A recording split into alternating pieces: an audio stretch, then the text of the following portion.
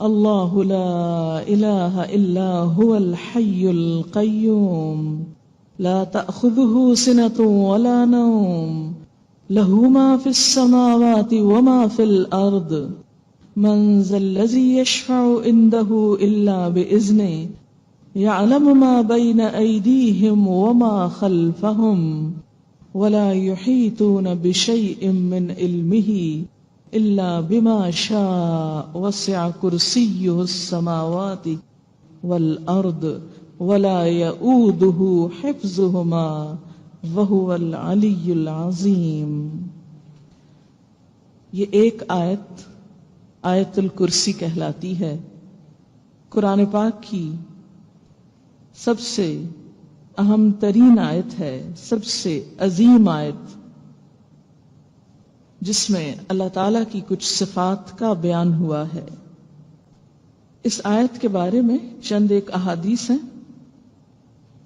Number 1، ابی ابن کعب سے روایت ہے کہ آپ صلی اللہ علیہ وسلم نے مجھ سے پوچھا، ابو منذر یہ ان کی کنیت، جانتے ہو تمہارے پاس کتاب اللہ کی سب سے عظمت والی آیت کون سی ہے؟ میں نے کہا اللہ اور اس کا رسول زیادہ جانتا ہے۔ آپ نے پھر پوچھا، ابو منذر جانتے ہو تمہارے پاس کتاب اللہ کی کون سی آیت سب سے عظیم ہے؟ میں نے کہا اللہ لا الہ الا هو الحی القیوم۔ آپ صلی اللہ علیہ وسلم نے میرے سینے پہ ہاتھ مار کر فرمایا، ابو منذر تمہیں علم مبارک ہو کہ واقعی یہی آیت سب سے عظیم ہے۔ یہ صحیح مسلم کی روایت ہے، کتاب فضائل القرآن۔ دوسری حدیث، آیت الکرسی جو ہے یہ حفاظت کے لیے پڑھی جاتی ہے، اور اس کی دلیل یہ حدیث ہے۔ حضرت ابو ہریرہ کہتے ہیں کہ آپ صلی اللہ علیہ وسلم نے مجھے صدقہ فطر کی حفاظت پر مقرر کیا۔ کوئی شخص آیا اور غلہ چوری کرنے لگا، میں نے اسے پکڑ لیا اور کہا میں تجھے حضور صلی اللہ علیہ وسلم کے پاس لے جاؤں گا۔ کہنے لگا میں محتاج ہوں، عیالدار ہوں، سخت تکلیف میں ہوں، چنانچہ میں نے اسے چھوڑ دیا۔ جب صبح ہوئی تو آپ نے مجھ سے پوچھا، ابو ہریرہ آج رات تمہارے قیدی نے کیا کہا تھا؟ میں نے کہا یا رسول اللہ صلی اللہ علیہ وسلم اس نے محتاجی اور عیالداری کا شکوہ کیا تھا تو مجھے رحم آیا، میں نے اسے چھوڑ دیا۔ آپ نے فرمایا دھیان رکھنا وہ جھوٹا ہے، وہ پھر آئے گا۔ چنانچہ اگلی رات وہ پھر آیا، پھر غلہ اٹھانے لگا، میں نے اسے پکڑ لیا اور کہا کہ آج تو میں ضرور تمہیں نبی صلی اللہ علیہ وسلم کے پاس لے جاؤں گا۔ کہنے لگا مجھے چھوڑ دو، میں محتاج ہوں، عیالدار ہوں، تنگ دست ہوں، آئندہ نہیں آؤں گا۔ مجھے پھر رحم آ گیا، پھر میں نے اسے چھوڑ دیا۔ صبح ہوئی تو آپ صلی اللہ علیہ وسلم نے مجھ سے پوچھا، ابو ہریرہ تمہارے قیدی نے کیا کیا؟ میں نے کہا یا رسول اللہ صلی اللہ علیہ وسلم اس نے سخت محتاجی اور عیالداری کا شکوہ کیا تو مجھے رحم آ گیا، میں نے اسے چھوڑ دیا۔ آپ نے فرمایا دھیان رکھنا وہ جھوٹا ہے، پھر آئے گا۔ چنانچہ تیسری بار میں طاق میں رہا، وہ آیا اور غلہ سمیٹنے لگا۔ میں نے کہا اب تو میں تمہیں ضرور نبی صلی اللہ علیہ وسلم کے پاس لے جاؤں گا۔ اب یہ تیسری بار ہے تو ہر بار یہی کہتا ہے کہ پھر نہ آؤں گا، مگر پھر آ جاتا ہے۔ اس نے کہا مجھے چھوڑ دو، میں تمہیں چند کلمے سکھاتا ہوں جو تمہیں فائدہ دیں گے۔ میں نے کہا وہ کیا ہیں؟ کہنے لگا جب سونے لگو تو یہ آیت الکرسی پڑھ لیا کرو، اللہ کی طرف سے ایک فرشتہ تمہارا نگہبان ہوگا اور صبح تک شیطان تیرے پاس نہیں آئے گا۔ چنانچہ میں نے اسے پھر چھوڑ دیا۔ صبح ہوئی تو آپ صلی اللہ علیہ وسلم نے مجھ سے پوچھا تیرے قیدی نے آج رات کیا کیا؟ میں نے آپ کو ساری بات بتا دی تو آپ نے فرمایا اس نے بات سچی کی حالانکہ وہ خود جھوٹا ہے۔ پھر آپ نے مجھ سے کہا ابو ہریرہ جانتے ہو 3 راتوں سے کون تمہارے پاس آ رہا تھا؟ میں نے کہا نہیں۔ آپ نے فرمایا وہ شیطان تھا۔ یہ بخاری کی روایت ہے، صحیح حدیث ہے۔ بعض اوقات شیطان انسان کی شکل میں بھی انسان کے پاس آ سکتا ہے، اور خاص طور پہ ایسے جیسے ان نون سا کوئی ہو۔ تو اس میں ایک بات تو یہ پتہ چلتی ہے کہ آیت الکرسی کتنی اہم چیز ہے جو حفاظت کرتی ہے، اور خصوصی طور پر رات کو سوتے وقت پڑھ کر چاروں طرف پھونک مار دیا کیجیے، پڑھ کے چاروں کونوں میں اس طرح پھونک مار دیں، اس سے وہ دور ہو جاتا ہے۔ اور ایسا پڑھنے والے کے لیے اللہ تعالی کی طرف سے ایک فرشتہ حفاظت کے لیے مقرر ہو جاتا ہے، اب کوئی نہیں نقصان دے گا آپ کو، اور یہ آپ سب اپنا معمول بنا لیں۔ اسی طرح ایک اور بات یہ ہے کہ آپ دیکھیں کہ علم تو شیطان نے بھی دیا تھا، علم شیطان کے پاس بھی بہت تھا، اور علم شیطان نے بھی دیا تھا، تو صرف علم سے بات نہیں بنتی جب تک عمل نہ ہو، صرف علم سے بات نہیں بنتی۔ اگرچہ علم کی بڑی فضیلت ہے، لیکن آپ میں سے اور مجھے بھی، ہم میں سے کوئی نہ سوچے کہ چونکہ میں بہت علم والی ہوں اس لیے میں سب سے بڑی ہوں اور بہت اچھی ہوں۔ خالی علم فائدہ نہیں دے گا جب تک عمل نہ ہو۔ عمل سے بات بنتی ہے، عمل سے زندگی بنتی ہے، جنت بھی جہنم بھی۔ یہ خاکی اپنی فطرت میں نہ نوری ہے نہ ناری ہے، نہ ہم فرشتے ہیں نہ شیطان ہیں، ہم انسان ہیں، ہمارے لیے عمل ضروری ہے۔ حضرت ابو ہریرہ فرماتے ہیں کہ نبی صلی اللہ علیہ وسلم نے فرمایا، ہر چیز کی ایک کوہان ہوتی ہے، اور قرآن کی کوہان سورت بقرہ ہے، اور اس میں ایک آیت ہے جو سب آیتوں کی، یعنی سارے قرآن کی سب آیتوں کی سردار ہے، اور وہ آیت الکرسی ہے۔ ابھی اس کی تفسیر دیکھیں گے تو آپ کو اس کی اہمیت کا اندازہ ہوگا۔ رات کو سوتے وقت پڑھنے کے علاوہ اسے آپ ہر نماز کے بعد بھی، فرض نماز کے بعد بھی پڑھا کریں۔ آپ صلی اللہ علیہ وسلم نے فرمایا، جس نے ہر فرض نماز کے بعد آیت الکرسی پڑھی، اللہ اسے شاکر دل، ذاکر زبان، نبیوں کا ثواب، صدیقوں کا عمل دے گا۔ اس پر ہمیشگی صرف نبیوں یا صدیقوں سے ہوتی ہے، یا اس بندے سے جس کا دل میں نے ایمان کے لیے آزما لیا ہو، بس وہی پابندی کر سکتا ہے، یا میں اسے اپنی راہ میں شہید کرنا چاہتا ہوں، وہ بس پابندی کر سکتے ہیں یہ لوگ۔ اور ہم جیسے سلام پھیرتے ہی باتیں، بمشکل کنٹرول کیا ہوتا ہے اپنے آپ کو، سلام تک ایک دم پھر بول اٹھتے ہیں، اچھا وہ چیز دیکھو وہ کہاں ہے، وہ آیا کہ نہیں، وہ گیا کہ نہیں، وہ کیا کہ نہیں، وہ ہوا کہ نہیں۔ تو یاد رکھیں، فرض نماز کے بعد سخت ایمرجنسی کے بغیر قطعاً نہ بولیں جب تک آیت الکرسی نہ پڑھ لیں۔ اچھا بعض اوقات آپ نہیں بولنا چاہتے، لوگ آپ کو بلا رہے ہیں اور ہلا رہے ہیں، تو آپ کیا کیا کریں، آہستہ سے سلام پھیر کے فوراً منہ پہ ہاتھ رکھ لیا۔ یہ میں خود ایسے کرتی ہوں، کیونکہ مجھے اکثر یا چھوٹے بچے ہوتے ہیں وہ ماما ماما کر کے کھینچ لیتے ہیں، یا کوئی اور کچھ کرتا ہے، تو سلام پھیر کے فوراً منہ پہ ہاتھ، اس طرح کہ ہمیں کوئی نظر ہی نہ آئے۔ جب نظر نہیں آئے گا تو پھر دل بھی پریشان نہیں ہوگا، تسلی سے آیت الکرسی پڑھی جائے گی، اس کے بعد کچھ اور کریں، کیونکہ اس کی پابندی کا ثواب بہت ہے۔ ایک اور حدیث میں ہے، جس نے آیت الکرسی پڑھی اور اس کا اسی دن انتقال ہو گیا تو جنت میں جانے سے اسے کوئی چیز نہ روک سکے گی۔ اس میں اللہ کا اسم اعظم بھی ہے، جس گھر میں پڑھی جائے اس سے شیطان نکل جاتا ہے۔ لہذا اتنی خوبصورت آیت، اتنی بہترین آیت، اس کے لیے ہم میں سے ہر ایک کو حریص ہونا چاہیے۔ آئیے دیکھتے ہیں کہ اس میں ہے کیا جس کی وجہ سے اس کی اتنی فضیلت ہے۔ ایک طرح سے یہ اللہ کا تعارف ہے۔ اللہ، اللہ لا الہ الا ہو، اللہ جس کے سوا کوئی الہ نہیں، کوئی معبود نہیں۔ شرک کی سب اقسام کی جڑ کاٹ دی، اور اس کی دلیل دو صفات ہیں اللہ کی، اور وہ کیا؟ الحی، کہ وہ زندہ ہے، جتنے دوسرے معبود ہیں وہ سب فوت ہو جاتے ہیں یا ختم ہو جاتے ہیں،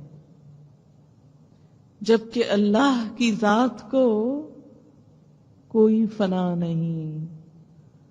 کل من علیہا فان ویبقى وجہ ربک ذو الجلال والاکرام۔ ہر چیز کو فنا ہے، صرف اللہ کی ذات کو نہیں۔ یہ آیت شرک کی تردید ہے،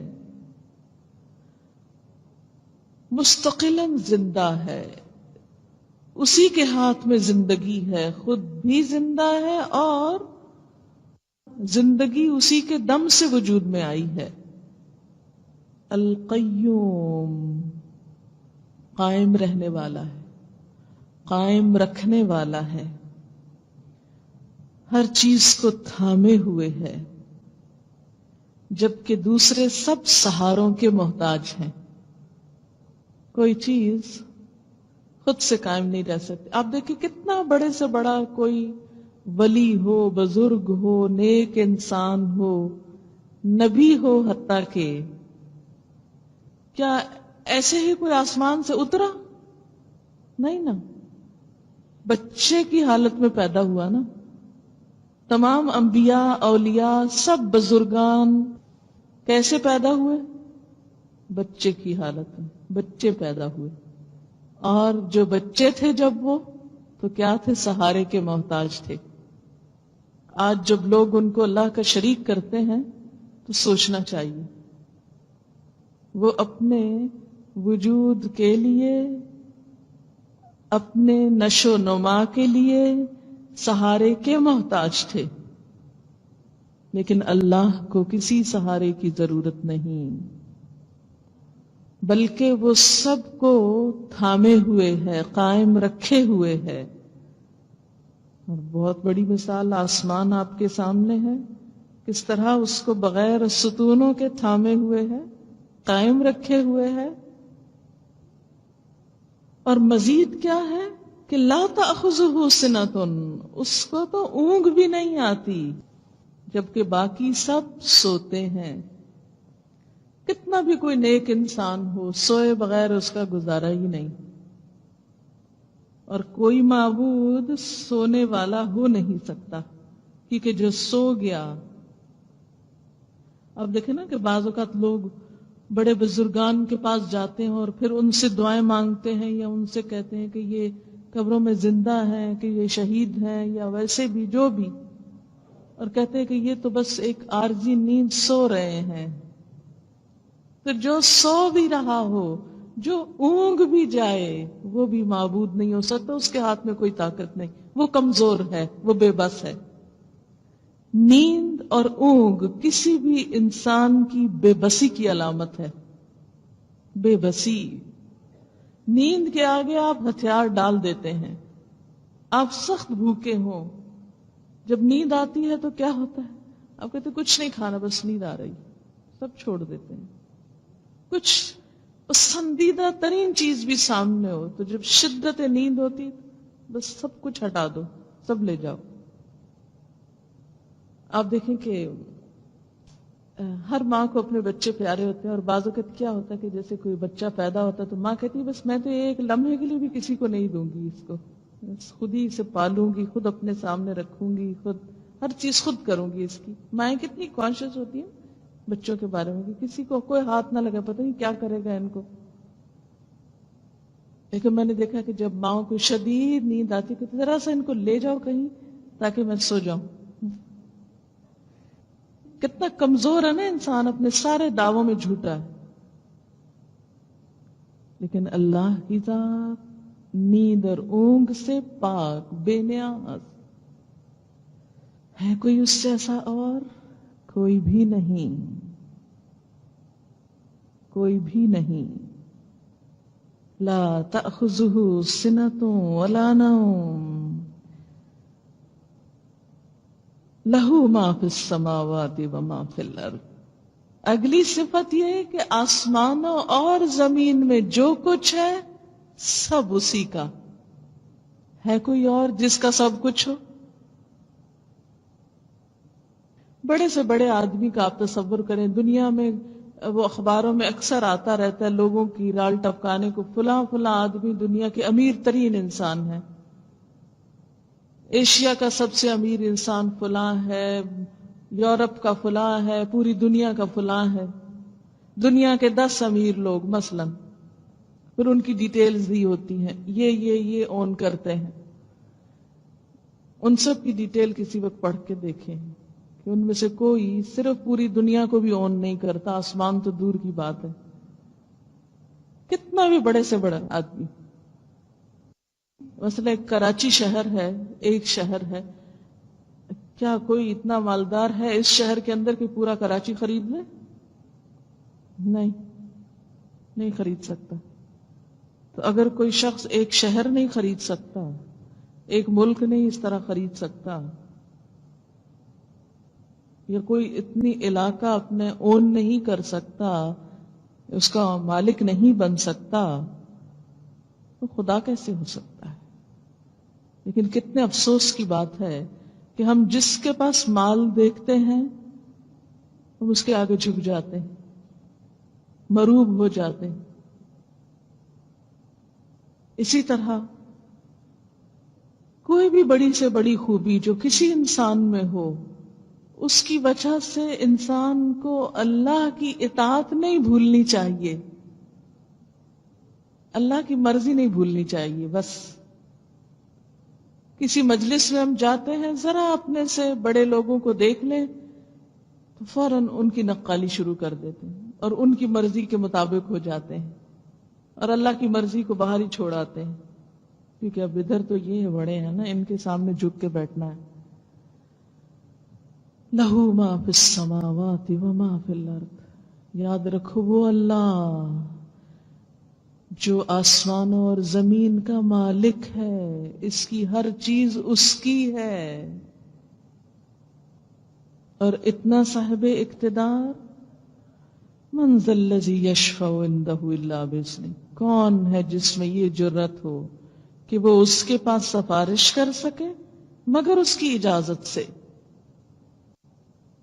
قرآن پاک میں سورۃ الزمر میں آتا ہے، قل للہ الشفاعۃ جمیعا، کہہ دیجئے اللہ ہی کے لیے ہے سفارش ساری کی ساری۔ قل للہ الشفاعۃ جمیعا۔ سورۃ مریم میں آتا ہے، لا یملکون الشفاعۃ الا من اتخذ عند الرحمن عہدا، وہ سفارش کے مالک نہیں مگر جو بنا لے رحمان کے پاس کوئی عہد۔ ولا تنفع الشفاعۃ عندہ الا لمن اذن لہ، سورۃ سبا میں آتا ہے۔ اور بھی بہت سی آیات ہیں۔ مراد اس سے کیا ہے کہ شفاعت بس اس کے ہاتھ میں ہے، اللہ تعالی کسی شخصیت سے قطعاً مروب نہیں ہوتا، کسی کے دباؤ میں نہیں آتا۔ وَلَا يَشْفَعُونَ إِلَّا لِمَنِ ارْتَضَىٰ وَهُمْ مِنْ خَشْيَتِهِ مُشْفِقُونَ، شفاعت کرنے والے خود اللہ کے ڈر سے خوف کھا رہے ہوں گے۔ اور اس کی دلیل کیا ہے؟ حدیث آپ کو سنائے دیتی ہوں، اس سے آپ کو اندازہ ہوگا کہ بڑے بڑے پیغمبر شفاعت کرنے سے کس طرح ڈر رہے ہوں گے۔ حضرت انس فرماتے ہیں کہ نبی صلی اللہ علیہ وسلم نے فرمایا، قیامت کے دن ایماندار لوگ جمع ہو کر کہیں گے کہ بہتر ہے کہ ہم اپنے پروردگار کے حضور کسی کی سفارش پہنچائیں۔ یہ سفارش کو یہ حدیث بہت اچھی طرح واضح کر دیتی، یعنی بڑے بڑے ایمان والے لوگ مل کے کہیں گے کہ ہم کسی ایسے کو بھیجیں اللہ تعالیٰ کے پاس جو جا کے سفارش کرے۔ وہ آدم علیہ السلام کے پاس آ کر کہیں گے، آپ سب لوگوں کے باپ ہیں، آپ کو اللہ نے اپنے ہاتھ سے بنایا، فرشتوں سے سجدہ کروایا، آپ کو تمام چیزوں کے نام سکھائے، لہذا اپنے پروردگار کے ہاں ہماری سفارش کریں کہ وہ اس مصیبت کی جگہ سے نکال کر آرام دے، کیونکہ حشر کا میدان بڑا گرمی کا دن ہوگا، بڑا طویل دن، سب لوگ پریشان ہوں گے کہ جلد جان چھوٹے اور ہم یہاں سے نکلیں، انتظار ویسے ہی موت ہے، موت سے بھی شدید ہے۔ وہ کہیں گے، یہ کون کہیں گے؟ حضرت آدم، میں اس لائق نہیں، اور وہ اپنا قصور یاد کر کے اللہ کے حضور جانے سے شرمائیں گے۔ کون سا؟ وہ جو درخت کا پھل کھا لیا تھا۔ کہیں گے تم نوح علیہ السلام کے پاس جاؤ، وہ پہلے رسول ہیں جنہیں اللہ نے زمین والوں کی طرف بھیجا۔ لوگ نوح علیہ السلام کے پاس جائیں گے تو وہ کہیں گے میں اس کا اہل نہیں۔ وہ اپنا سوال یاد کر کے شرمائیں گے جو انہوں نے بغیر علم کے اپنے پروردگار سے کیا تھا۔ کون سا؟ بیٹے کے بارے میں۔ پھر کہیں گے تم اللہ کے خلیل ابراہیم علیہ السلام کے پاس جاؤ، لوگ ان کے پاس آئیں گے، وہ بھی یہی کہیں گے میں اس کا اہل نہیں ہوں۔ تم موسیٰ علیہ السلام کے پاس جاؤ، وہ ایسے بندے ہیں جن سے اللہ نے کلام کیا اور انہیں تورات دی۔ لوگ موسیٰ علیہ السلام کے پاس آئیں گے تو کہیں گے میں اس کا اہل نہیں۔ وہ اپنے خون ناحق کو یاد کر کے اپنے پروردگار کے ہاں جانے سے شرمائیں گے۔ کون سا؟ وہ جو قبطی غلطی سے مارا گیا تھا۔ کہیں گے تم عیسیٰ علیہ السلام کے پاس جاؤ، وہ اللہ کے بندے اور اس کے رسول، اس کا کلمہ، اس کی روح ہیں۔ لوگ ان کے پاس جائیں گے، وہ کہیں گے میں اس کا اہل نہیں ہوں۔ تم محمد صلی اللہ علیہ وسلم کے پاس جاؤ، وہ ایسے مقرب بندے ہیں جن کے اللہ تعالیٰ نے سب اگلے پچھلے قصور معاف کر دیے۔ پھر لوگ میرے پاس آئیں گے تو میں وہاں سے چل کر اپنے پروردگار کے حضور حاضر ہونے کی اجازت طلب کروں گا۔ مجھے اجازت مل جائے گی، جب میں اپنے پروردگار کو دیکھوں گا تو سجدے میں گر جاؤں گا۔ پھر جب تک پروردگار چاہے گا مجھے سجدے میں پڑا رہنے دے گا۔ پھر ارشاد ہوگا اپنا سر اٹھاؤ، سوال کرو، تمہیں دیا جائے گا، بات کرو، سنی جائے گی، سفارش کرو، قبول کی جائے گی۔ چنانچہ میں اپنا سر اٹھاؤں گا اور اللہ تعالیٰ کی ایسی تعریف کروں گا جو وہ مجھے اس وقت سکھائے گا۔ پھر میں سفارش کروں گا جس کے لیے ایک حد مقرر کی جائے گی۔ میں ان لوگوں کو بہشت میں پہنچا دوں گا، پھر اپنے پروردگار کی طرف لوٹ آؤں گا۔ جب اپنے پروردگار کو دیکھوں گا تو پہلے کی طرح سجدے میں گر جاؤں گا، پھر سفارش کروں گا تو میرے لیے ایک حد مقرر کر دی جائے گی، یعنی کچھ لوگوں کا لمٹ، یعنی جیسے کوٹا ہوتا ہے کہ اتنے لوگ، میں انہیں جنت میں داخل کروں گا۔ پھر تیسری دفعہ لوٹ کر آؤں گا، پھر چوتھی مرتبہ عرض کروں گا پروردگار اب تو دوزخ میں جانے والے ہی باقی رہ گئے جو قرآن کی روح سے دوزخ میں جانے کے لائق ہیں اور انہیں وہاں ہمیشہ رہنا۔ اس سے کیا پتہ چلتا ہے کہ نبی صلی اللہ علیہ وسلم بھی ان لوگوں کی سفارش نہیں کریں گے جنہوں نے دوزخ میں جانے والے کام کیے ہوں گے۔ اس لیے سفارش اس کے لیے ہے کہ جس کو اللہ اجازت دے، اور جس کے لیے اجازت دے، ہر ایک کے لیے نہیں۔ اور ویسے بھی آپ دیکھیں کہ سفارش اس کے لیے ہوتی ہے جس کو تھوڑی بہت کوئی کمی بیشی ہو، اس کے لیے نہیں ہوتی جس کے پاس کچھ بھی نہ ہو۔ مثلا ایک چھوٹی سی مثال، ایک شخص الف بے نہیں پڑھا ہوا یا 4 جماعتیں پڑھا ہوا، اس کو ڈاکٹر کہلانے کا بہت شوق ہے۔ اس کا کوئی عزیز دوست رشتہ دار مثلا صدر یا وزیر اعظم بن جاتا ہے، وہ اس کے پاس جاتا ہے، دیکھو اتنے بڑے عہدے پہ پہنچ گئے ہو، خدا کے لیے مجھے ڈاکٹر لگوا دو کہیں۔ کیا وہ لگوا سکتا ہے؟ 4 جماعتیں پڑھی اور اس کو ڈاکٹر کیسے کسی ہسپتال میں اپوائنٹ کر سکتا ہے؟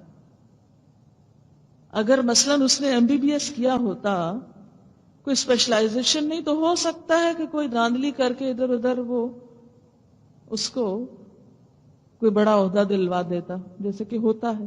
اور اس پر بھی آپ دیکھیں کتنی انگلیاں اٹھتی کہ یہ ظلم ہے کہ حقدار کا حق مار کے اس کو وہاں بھیج دیا گیا۔ کیا اللہ تعالیٰ سے کسی ایسے ظلم کی توقع کی جا سکتی؟ نہیں۔ مثلا یہ ایسے لوگ ہوں گے جن کے کچھ نیک عمل ہوں گے، کوئی ایسا برا عمل بھی ہوگا جس کی وجہ سے پھنسے ہوں گے، ہے سب کچھ، لیکن ایک عمل ایسا کہ جس کی وجہ سے رستہ نہیں کھل رہا۔ مثلا ایک شخص جہاد پر گیا لیکن ماں باپ کو ناراض کیا، اب جہاد میں جا کے شہید ہو گیا لیکن ماں باپ کی ناراضگی کی وجہ سے جنت میں نہیں جا سکتا۔ اب کیا؟ اب ایسے شخص کو سفارش کے ذریعے اگر اللہ کے رسول صلی اللہ علیہ وسلم اس کے لیے کریں تو اس کو آگے لے جایا جا سکتا ہے. اور اسی طرح کچھ اور. یعلم ما بین ایدیہم وما خلفہم، وہ جانتا ہے جو ان کے آگے ہے اور جو ان کے پیچھے.